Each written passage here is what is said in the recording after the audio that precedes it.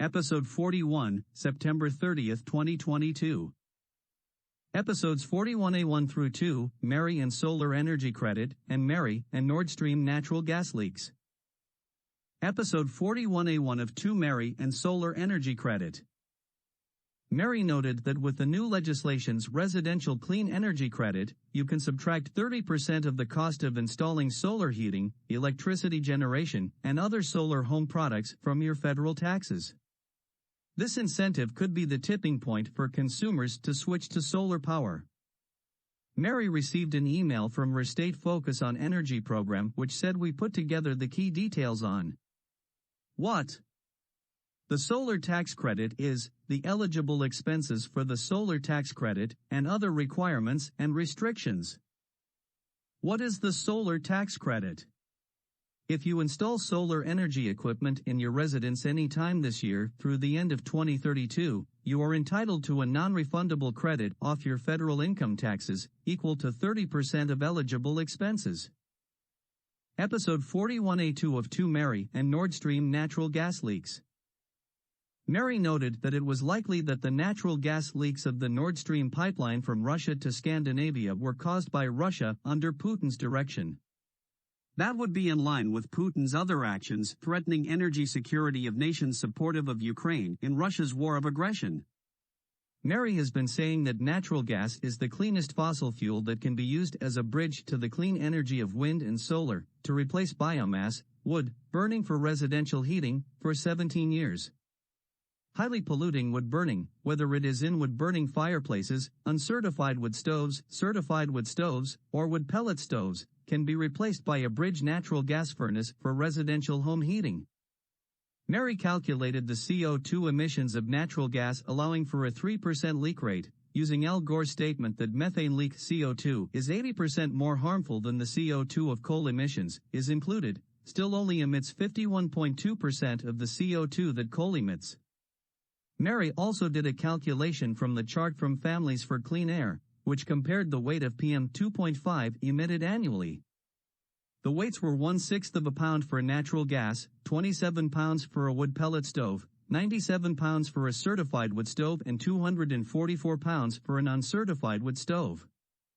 Also, the natural gas weights would not increase over time, but wood-burning emissions might very well increase over time, as wood stoves aged or were not maintained under laboratory conditions. Given the weights from the Families for Clean Air chart, a wood pellet stove emits 16,200 times more PM 2.5 than a natural gas furnace. A certified wood stove emits 58,200 times more PM 2.5 than a natural gas furnace. An uncertified wood stove emits 97,200 times more PM 2.5 than a natural gas furnace. And a wood-burning fireplace emits 146,200 times more PM 2.5 than a natural gas furnace. Episode 41B1 through 4, Wendy and Guatemalans burn plastic in their wood-burning stoves, Petaluma, California, and Spokane, Washington wildfires, and Oak Ridge, West Fir, Oregon met NAAQS based on a few large-scale monitors, but there is no natural gas infrastructure. Episode 41B1 of 4, Guatemalans burn plastic in their wood-burning stoves. Wendy noted that the University of California, Berkeley published a study estimating dioxin exposure from indoor wood smoke and the burning of plastics in Guatemala. Wood for cooking and heating is a fuel to a large portion of the world's population, often using inefficient unvented stoves indoors, exposing many to very high concentrations of wood smoke. The components of the smoke include hundreds that are toxic and even carcinogenic. The daily intake fraction for a woman who cooks over an open fire yielded an intake that was in the range of international limits for dioxins and furans. The Berkeley study was about the impacts of indoor wood smoke from cooking for the past 8 years in the rural highlands of Guatemala. Study leaders wrote this research has provided a wealth of information about the impacts of wood smoke and the success of an improved stove as an intervention. During the time spent in Guatemala, we have noticed the practice of adding plastic to a fire as means of waste disposal. The addition of plastic may increase the concentrations of dioxins. We will measure dioxin concentrations in a typical Guatemalan village kitchen from both wood and plastic combustion at varying ratios. Episode 41B2 of 4 Wendy in Petaluma, California, wildfire. Wendy noted that the Petaluma, California wildfire burned 15 acres north of the city before slowing. The fire burned off the roads and no evacuations were necessary. Episode 41B3 of 4 Wendy in Spokane, Washington wildfire. Wendy noted, in Spokane, Washington, in the past few weeks, wildfire smoke was responsible for a drastic decrease in air quality, forcing Gonzaga University students and fellow Spokane community members to stay indoors and decrease outdoor activities. The air quality became a problem on September 9 when PM 2.5, according to the Air Quality Index, AQI, broke 200. Extremely hazardous is an AQI of over 300. The Clean Air Agency has a network of regulatory-grade air monitors, including 5 monitoring sites that monitor fine particles known as PM 2.5. According to a physician at Health and Counseling Services, the effect of inhaling smoky air is largely dependent on risk level. There are certain people that are at higher risk for effects and symptoms, the physician said. Those people would be anybody who's older and anybody who's younger, children and infants. He also highlighted that people of all ages who have lung diseases such as asthma or COPD, or cardiac diseases that cause problems with circulation face potential health effects. People can have symptoms including shortness of breath, cough, chest tightness, wheezing, any of the symptoms that people would normally have with an asthma exacerbation, he said. Episode 41B4 of 4 Wendy in Oak Ridge, Westford, Oregon, meets NAAQS standards based on a few large-scale PM 2.5 monitors, but businesses take this as a green light to pollute more, with less regulations on industry in the future. Wendy noted that the federal status of Oak Ridge area air quality was upgraded Wednesday, a testament to years of work to reduce the output of smoke from the wood-burning stoves that are used in the area and kept air quality substandard. The U.S. Environmental Protection Agency now says the Oak Ridge Westford airshed meets the National Ambient Air Quality Standard, NAAQS, for particulate matter under the Clean Air Act, which it hadn't been meeting before 2016, largely because of smoke produced by wood-burning stoves. Until its redesignation, the Oak Ridge Westford airshed was the only part of Lane County that didn't meet those standards. The Oak Ridge Westford airshed now is designated in attainment of federal standards, according to the EPA. The area's EPA designation had been non-attainment since 1987. Some of the business benefits for the area in meeting those federal standards include fewer regulations on industries operating in the Oak Ridge area and more opportunities to conduct prescribed burns meant to reduce wildfire risks. There's less red tape around industries setting up shop in Oak Ridge. There's less things that have to be considered, less boxes that have to be checked off, a businessman said. It does provide more flexibility for land managers around Oak Ridge to do things like prescribed burns to manage the forests. And, for Oak Ridge area residents, wintertime air over recent years has become easier and healthier to breathe. This EPA standard does not account for wildfire smoke. The news the EPA now considered the Oak Ridge Westford airshed to be within its standards may surprise area residents, who have since August suffered through unhealthy air quality because of smoke from the nearby Cedar Creek fire and last year's Middle Fork Complex fire. But the EPA has excluded from its compliance calculations some data points reflecting poor air quality caused by extraordinary events, such as wildfires, which can't be regulated by government agencies.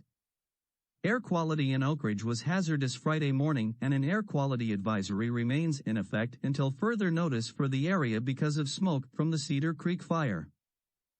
Just because the EPA says, we're not going to count this wildfire data and hold it against the community in terms of whether they're in attainment or non-attainment, you still have to recognize that the community lives through that air quality and lives through that experience of really reduced air quality from wildfires. Elaine, County of the State of Oregon, Regional Air Protection Agency, LRAPA, representative said.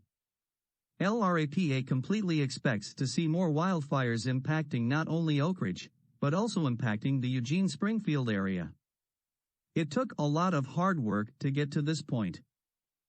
Historically, the Oak Ridge area suffers from smoke most during winter months, when airflow often stalls and traps the smoke from wood stoves, used during power outages and used because there is no natural gas infrastructure.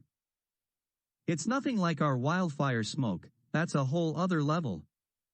But the wintertime wood smoke can just get to the point where it hangs around for multiple days on end and without the relief we see in the summertime from breezes, said the executive director of South Willamette Solutions, the nonprofit that runs the Oak Ridge Air Program.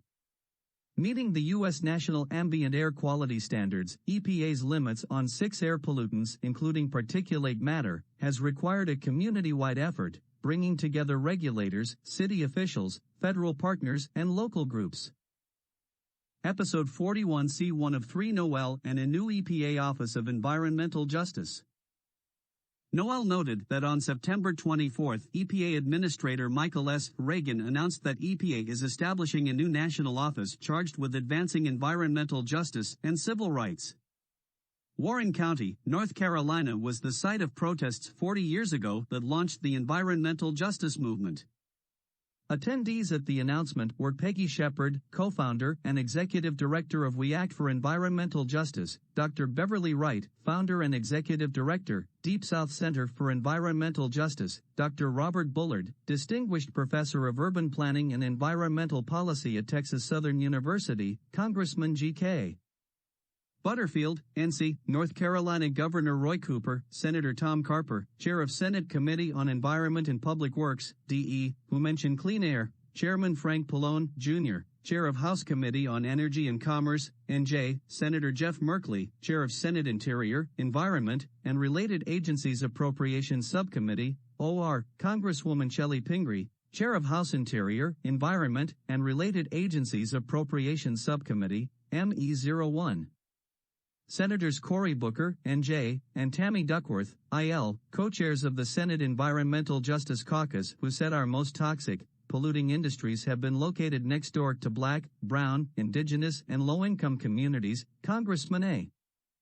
Donald McEachin, co-chair of House Environmental Justice Task Force, VA04, Congresswoman Nanette Diaz-Barragan, co-chair of House Environmental Justice Task Force, CA44, Congresswoman Pramila Jayapal, co-chair of House Environmental Justice Task Force, WA07, Senator Dick Durbin, IL, who spoke about breathing clean air, Dr. Margot Brown, Vice President of Justice and Equity at Environmental Defense Fund, and Leslie Fields, Sierra Club National Director of Policy, Advocacy, and Legal Defense.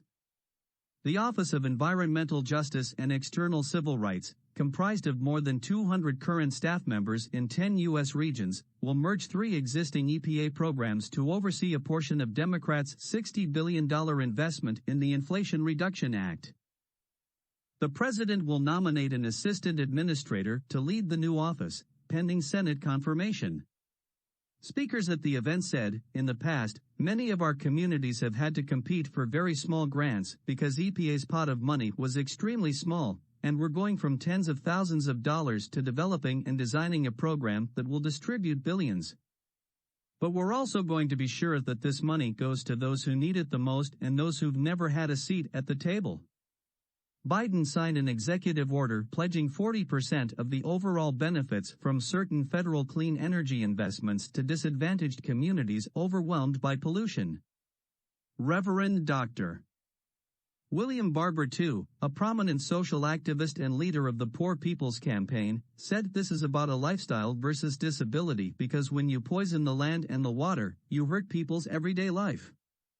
Phenomenal, Dolly Burwell said of the prospect that such issues will become a cornerstone of an agency that for decades did not prioritize, or even always fully acknowledge, the nation's persistent environmental inequities. The formation of an Office of Environmental Justice and External Civil Rights will have hundreds of staff members, placing the new office on par with the EPA's other core programs, such as those that oversee the nation's air and water regulations. The program will infuse equity, civil rights, and environmental justice into the Environmental Protection Office, EPA. I can't tell you how much time we spent debating whether environmental justice, or environmental injustice, was a real thing, said a veteran activist for affected communities. The program will become a part of the institutional fabric of EPA, she said. It's going to take a hell of a lot to try to unravel that going forward. The government will invest in low-income and minority communities that have traditionally borne the brunt of pollution. The program will update aging drinking water infrastructure, cap leaking oil and gas wells, and clean up toxic pollution sites located near disadvantaged communities. The program will increase air quality monitoring near schools and vulnerable neighborhoods. Environmental racism. Dolly Burwell, who was arrested at the Warren County dump in 1982, was at the ceremony. The program will combine 3 smaller mid-level offices of environmental justice, civil rights, and conflict prevention and resolution. It will elevate environmental justice, the idea that all people have an equal right to protection from environmental and health hazards. Along with the 25-member White House Environmental Justice Advisory Council, the program will ensure disadvantaged communities receive 40% of the benefits from federal investment in clean air. This will be an Office of Environmental Justice, charged with investigating and prosecuting violations of environmental laws. Episode 41C2 of 3 Noel and a Virginia pregnant woman experiences cramping from PM 2.5 pollution. Noel noted that a Virginia pregnant woman shared how the environment and climate could impact pregnant women. While vacationing by swimming in Lake Anna in Mineral, Virginia in the summer, the pregnant woman felt all right during the day. But that night was a different story. I was in pain, the pregnant woman said. It was stopped me in my tracks, bend over, intense cramping.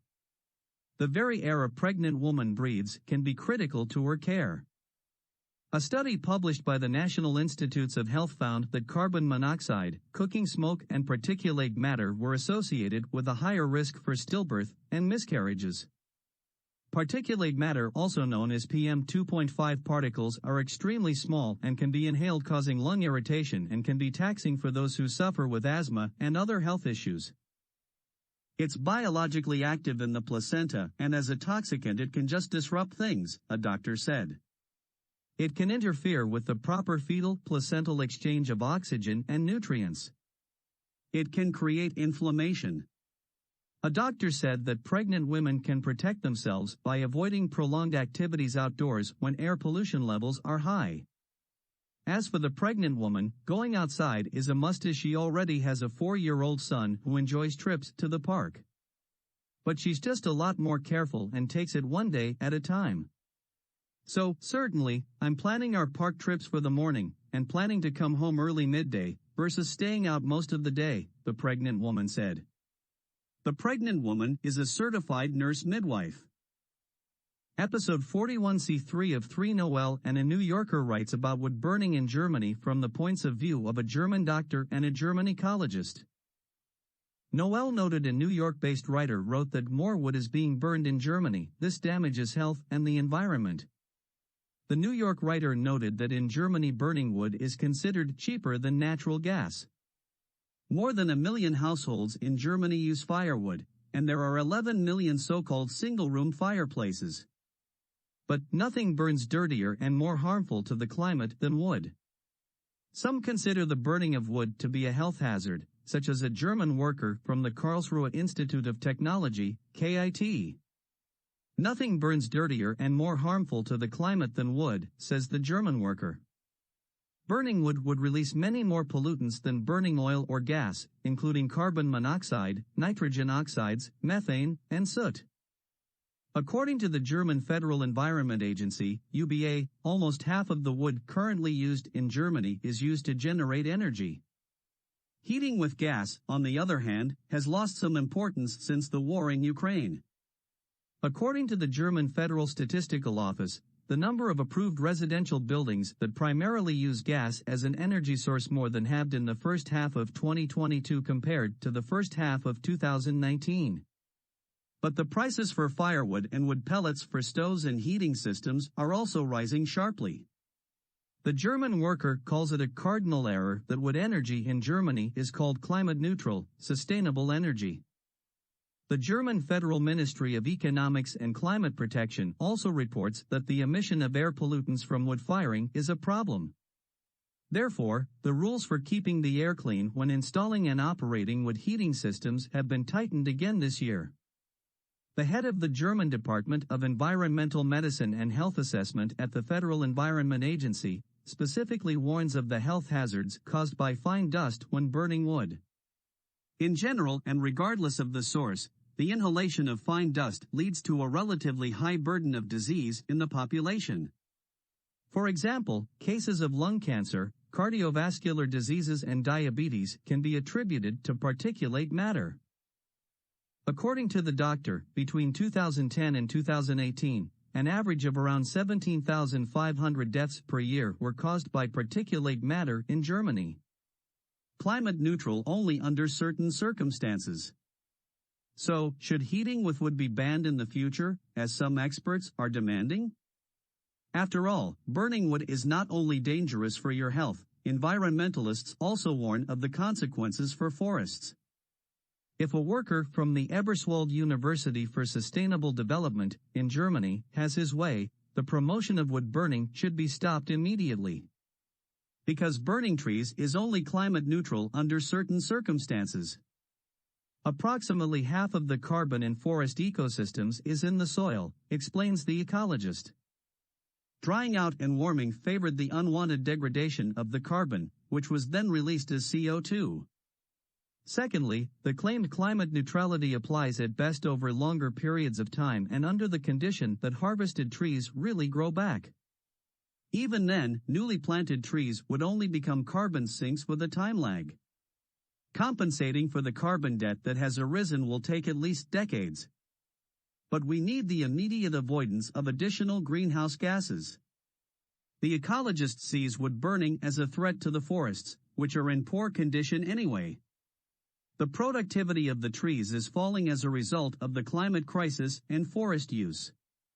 So while the trees grow worse, we want to use more wood.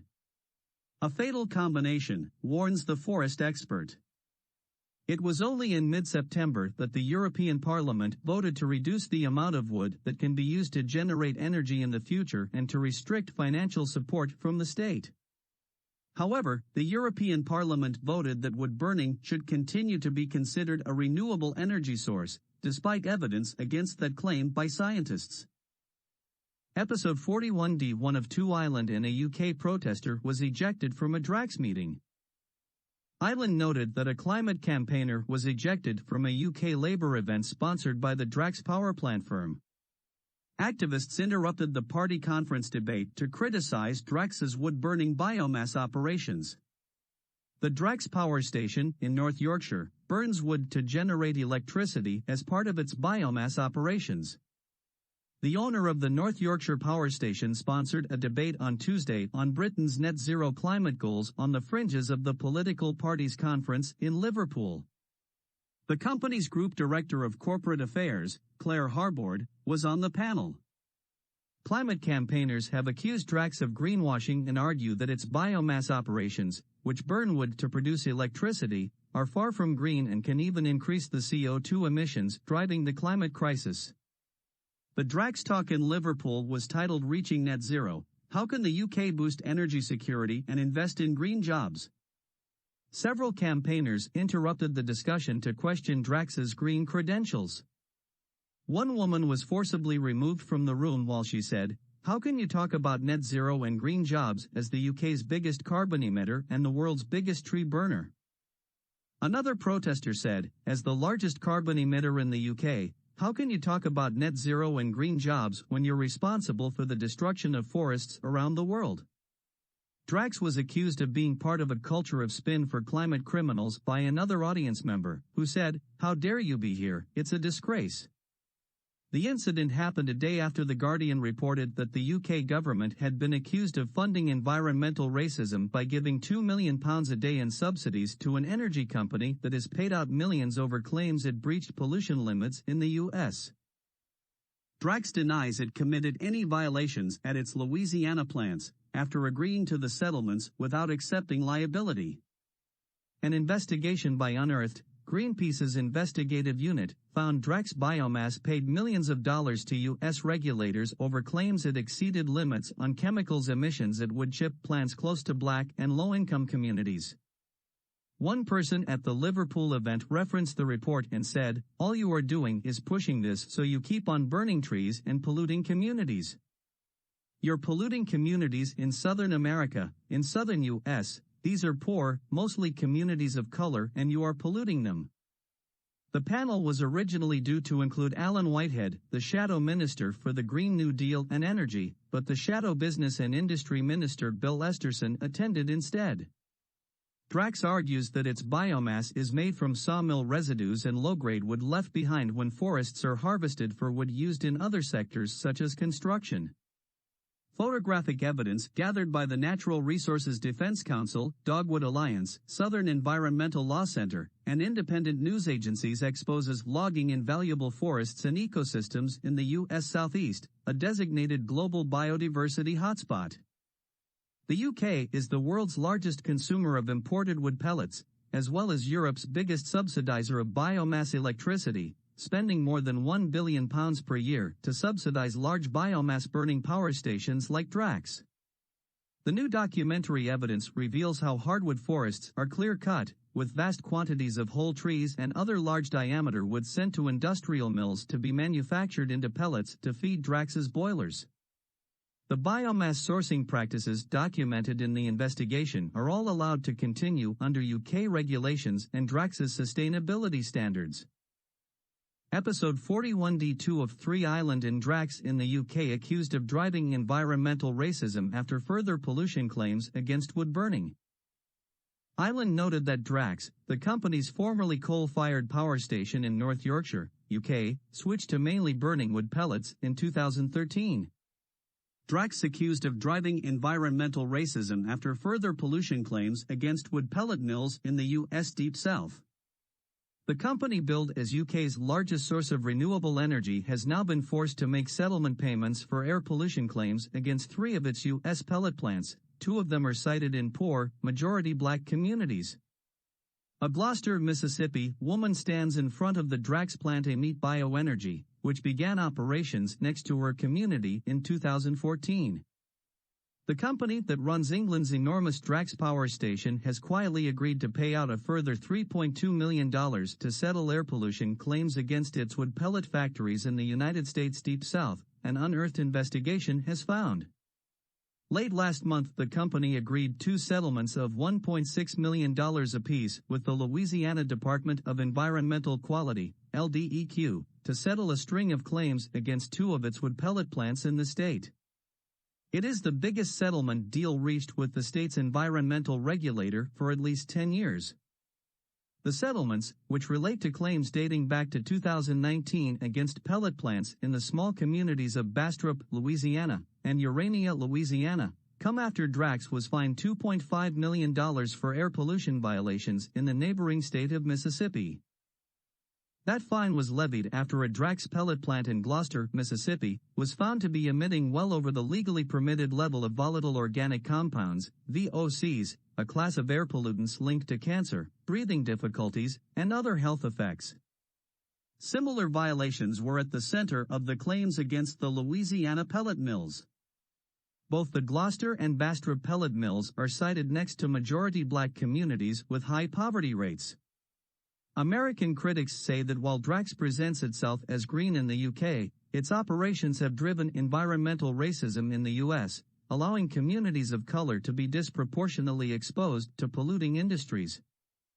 The Gloucester, Mississippi, trailer park community Blackman Hole sits just meters away from Drax's Emit Bioenergy pellet plant. Drax, which bills itself as the UK's largest source of renewable electricity, denies it committed any violations at its Louisiana plants. The company agreed to settlement payments without admitting liability. The company's formerly coal-fired power station in North Yorkshire switched to mainly burning wood pellets in 2013, and is now one of Europe's biggest biomass power generators. Drax currently receives over £2 million a day in direct UK government subsidies for green energy, according to an analysis of financial results by climate think tank Ember. But there is growing skepticism among scientists about the classification of woody biomass as a source of green energy, with the European Academy's Science Advisory Council warning that in most cases it is not effective in mitigating climate change and may even increase the risk of dangerous climate change. Meanwhile, in the U.S., there is rising scrutiny of the impact Drax's demand for wood pellets is having on vulnerable communities. A woman who was a member of the directors board of the U.S.'s National Association for the Advancement of Colored People, NAACP, said it was very unfortunate that Drax's biomass use was being billed as something great in one part of the world but is causing so much misery to people on the other side. My message to the UK government is that you are subsidizing environmental racism, she said. You are subsidizing the harm of our planet. I would send an invitation to the UK government to come to the US and go to some of these communities where these plants are operating. It is not a safe environment. It is very harmful to these communities. A woman who is executive director of the Dogwood Alliance, an environmental justice campaign group that works to protect forests in the southern US, said using biomass for energy was a false climate solution. We need people in the UK to be outraged about what's going on right now, she told Unearthed. Because it's accelerating climate change, it's accelerating forest destruction. The news of fresh sanctions against Drax's U.S. operations comes as the UK government is reportedly attempting to renegotiate its deals with the company, in a move UK members of Parliament MPs have warned could lock UK taxpayers into many more years of state support for the power station. Like nuclear, solar, wind and coal generators, Drax has enjoyed huge windfall profits this year, as soaring gas prices have driven up the cost of electricity. Prime Minister Liz Truss government wants to persuade the company to switch to less lucrative deals, but MPs have warned that the cost of doing this could be locking in higher prices over the longer term and continuing excessive subsidies. It gets to the point where you can't breathe. The pellet plant sits in Gloucester, a tiny town of just 1,356 people, where 77% of the residents are black and 41% live below the poverty line. At its edge is Blackman Hole, a black-owned trailer park community that has only a fence and a pond separating it from Drax's facility. Drax needs to clean up their mess, said a woman resident, who says her health began to decline 5 years ago. We started getting sick after they put that plant down there and we didn't know where it was coming from. She suffers from asthma, chronic obstructive pulmonary disease, COPD, and chronic bronchitis, and has to use medical oxygen, a nebulizer, an inhaler and a nasal spray to manage her conditions. Sometimes I experience nose bleeding, she added, and when I gargle, I spit blood out. A woman who is a nearby resident said the air in the area can smell like rotten flesh. This resident, who also suffers from COPD, said she noticed her health decline soon after she moved back onto her great-grandparents' land in the area 3 years ago. I mentioned to my husband on numerous occasions that there was something in the air. There had to be something in the air because my breathing was horrible, and it still is. We're suffering, she added. The smell is horrible. It gets to the point where you can't breathe. You would have to smell it in order to know what it's like. A third resident, who lives closest to the plant, said that the air from the plant came over her community as a steam, and that her 3 children all suffered from allergies and bad coughs. The air pollution in Gloucester is very serious. You know, it's noisy and there's a lot of different things coming from over there flying in, she said. What are me and my kids inhaling? How long is it going to take for us to really figure out something is wrong with us?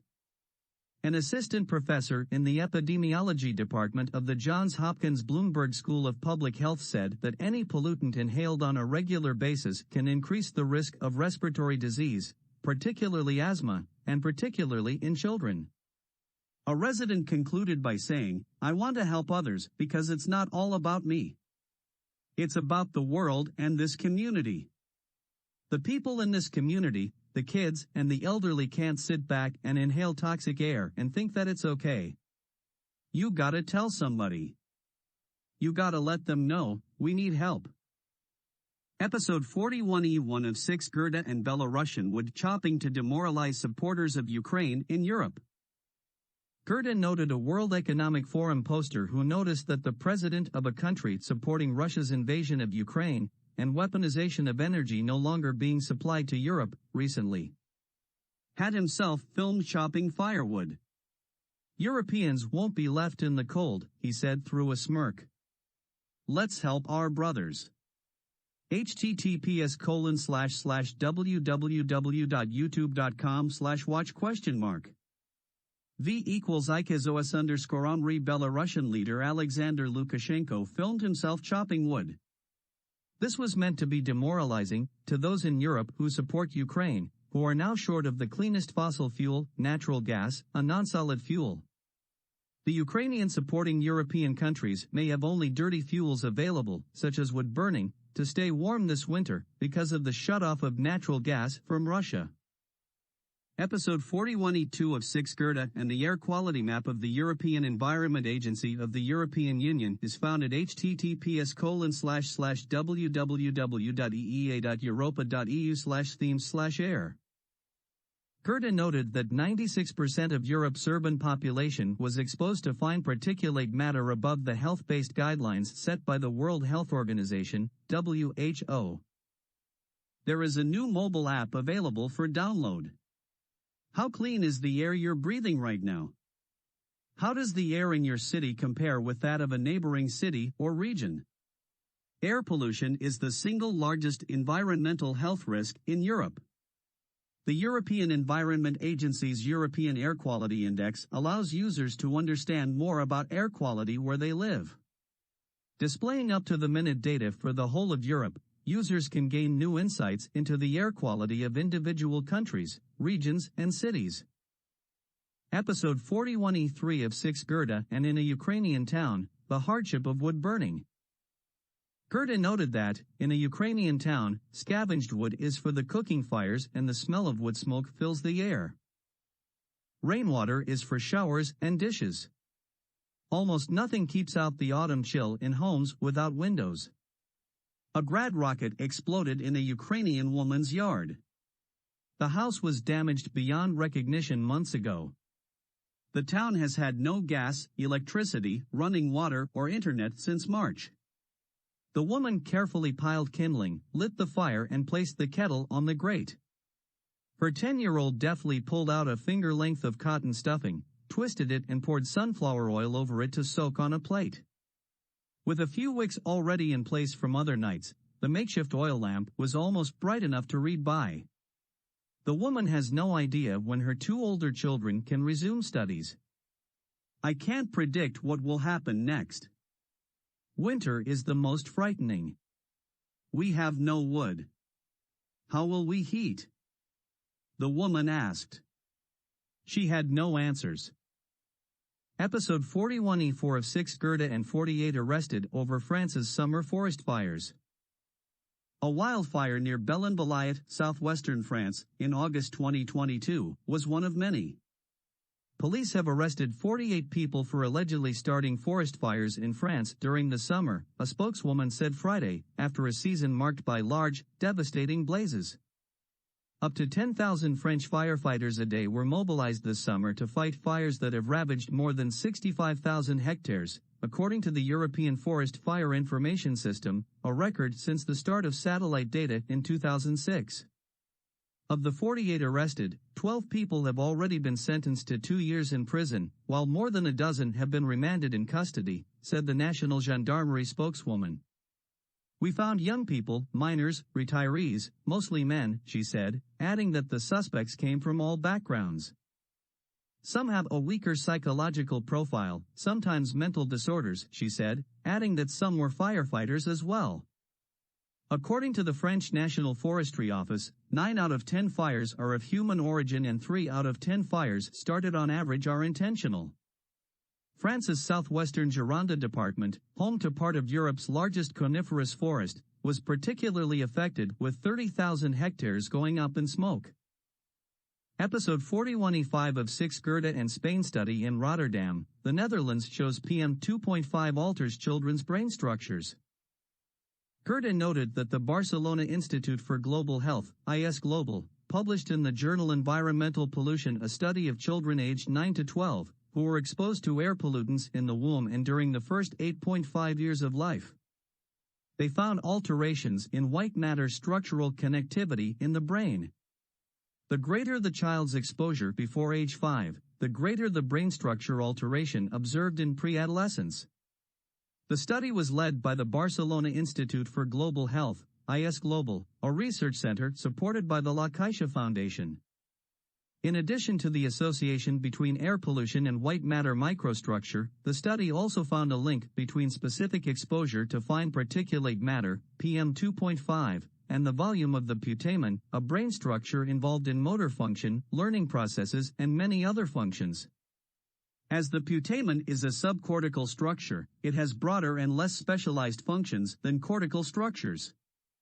The study found that the greater the exposure to PM2.5, especially during the first 2 years of life, the greater the volume of the putamen in pre-adolescence. A larger putamen has been associated with certain psychiatric disorders, schizophrenia, autism spectrum disorders, and obsessive-compulsive spectrum disorders, says a Woman IS Global researcher and first author of the study. The novel aspect of the present study is that it identified periods of susceptibility to air pollution, she goes on to explain. We measured exposure using a finer timescale by analyzing the data on a month-by-month basis, unlike previous studies in which data was analyzed for trimesters of pregnancy or childhood years. In this study, we analyzed the children's exposure to air pollution from conception to 8.5 years of age on a monthly basis. Effects observed even at pollution levels complying with European Union standards. Another strong point of this study is that the data analyzed came from a large cohort of 3,515 children enrolled in the Generation R study in Rotterdam, the Netherlands. To determine each participant's exposure to air pollution during the study period, the researchers estimated the daily levels of particulate matter, PM2.5, and PM2.5 absorbance at their homes during the mother's pregnancy and until they reached 8.5 years of age. When participants were between 9 and 12 years analyzed by age, they underwent brain magnetic resonance imaging to examine the structural connectivity and the volumes of various brain structures at that time.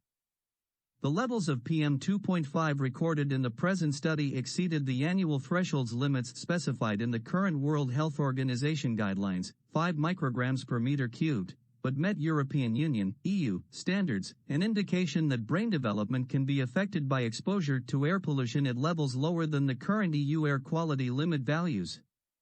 One of the important conclusions of this study, explains a researcher, is that the infant's brain is particularly susceptible to the effects of air pollution not only during pregnancy, as has been shown in earlier studies, but also during childhood. We should follow up and continue to measure the same parameters in this cohort to investigate the possible long-term effects on the brain of exposure to air pollution, concluded a second woman, an IS Global researcher and the last author of the study. Episode 41.6 of 6 Gerda and a study in Middle East shows anthropocentrically caused, human-caused, including residential wood-burning caused, illnesses from PM2.5 on top of PM10. Middle East dust causes of human illness. Gerda noted that, in the Middle East, desert dust is assumed to dominate air pollution, being in permanent violation of public health guidelines. Gerda read a study that presented shipborne measurements from around the Arabian Peninsula and modeling results to show that hazardous fine particulate matter is to a large extent of anthropogenic origin, 9 greater than 90%, and distinct from the less harmful, coarse desert dust particles. Conventionally, it was understood that desert dust dominates both the fine and coarse aerosol size fractions, which obscures the anthropogenic signal. The researchers concluded, we find that the annual excess mortality from the exposure to air pollution is 745, 514 to 1097, per 100,000 per year, similar to that of other leading health risk factors, like high cholesterol and tobacco smoking. Furthermore, anthropogenic pollution particles account for a major part, around 53%, of the visible aerosol optical depth. Therefore, in the Middle East, anthropogenic air pollution is a leading health risk and an important climatic factor. Above we demonstrated that, in particular over the region of the Arabian Gulf, the model consistently underestimates the concentration of a number of air pollutants, including PM2.5, while performing well elsewhere in the Middle East and across different regimes of pollution. Episode 41F Ishan and PM 2.5 causes autism spectrum disorder and lung cancer. Episode 41F1 of 2 Ishan in Korea shows a causal link between PM 2.5 and autism spectrum disorder, ASD. Ishan noted that short-term exposure to air pollution is associated with an increased risk for hospital admission for autism spectrum disorder, ASD, in children, according to a study published online September 20, 2022, in the British medical journal, BMJ Open. A researcher from the Jeju University School of Medicine Suwon, South Korea, and colleagues used data from the Korean National Health Insurance Service for 2011 to 2015 to examine the effects of short-term exposure to air pollution on hospital admission for autism spectrum disorder, ASD, among Korean children of ages 5 to 14 years. Exposures were daily concentrations of fine particulate matter, PM2.5, nitrogen dioxide, NO2, and ozone, O3, levels in each region. The researchers found that the risks for hospital admissions for autism spectrum disorder, ASD, were increased with PM2.5 levels at lag day 1, NO2 levels at lag day 5, and O3 levels at lag day 4. These results emphasize that reduction of air pollution exposure needs to be considered for successful ASD symptom management, which is important with regard to quality of life and economic costs, the authors wrote. Episode 41F2 of 2 Ishan and India states air pollution causes lung cancer and proposes some mitigations.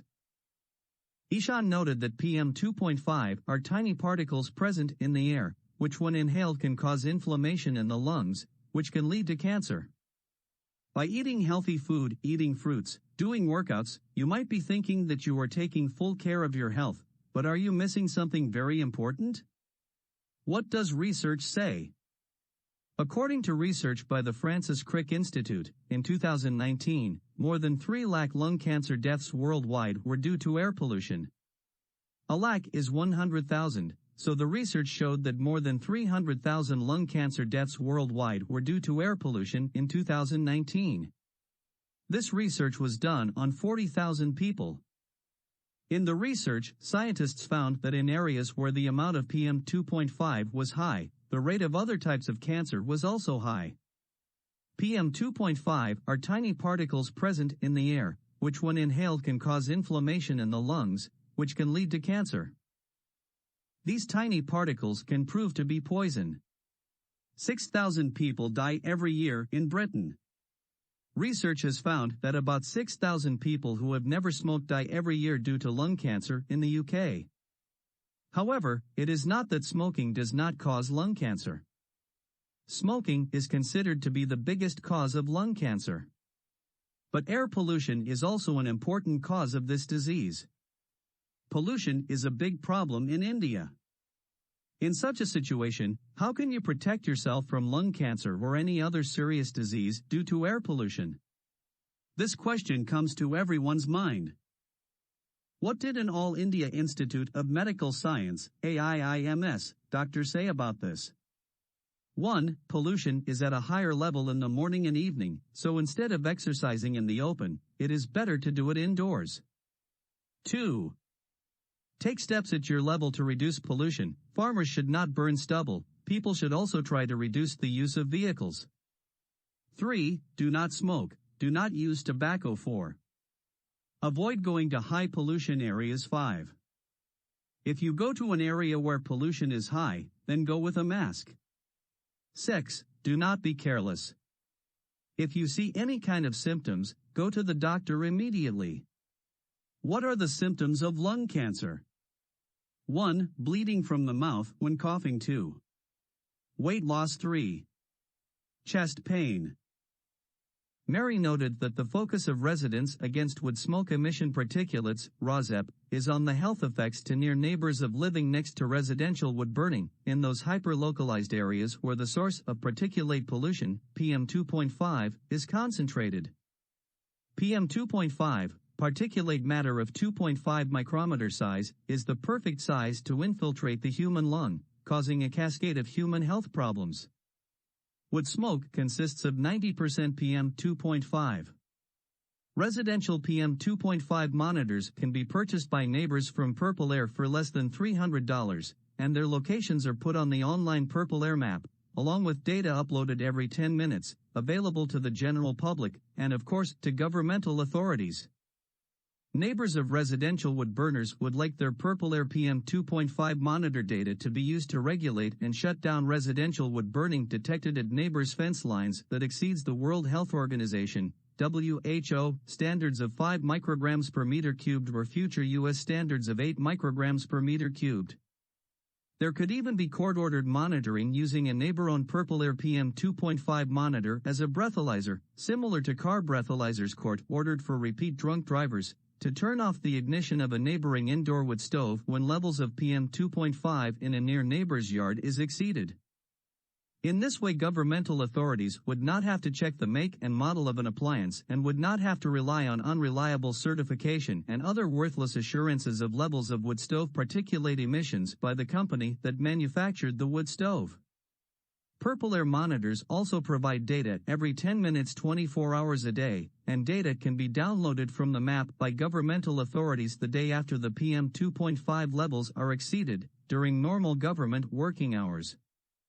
Purple Air PM2.5 monitors are so reliable and accurate they are put on U.S. Air Now smoke and fire maps alongside $100,000 Environmental Protection Agency, EPA, monitors, correlated to the EPA monitors with a simple mathematical formula. But to publicize this, it is necessary to point out that living hyperlocalized next to a residential wood burner is essentially the same as living hyperlocalized next to any kind of PM2.5 emitting wood burning appliance, next to a PM2.5 emitting wood burning wildfire, or next to a PM2.5 emitting industrial biomass, wood, burning facility.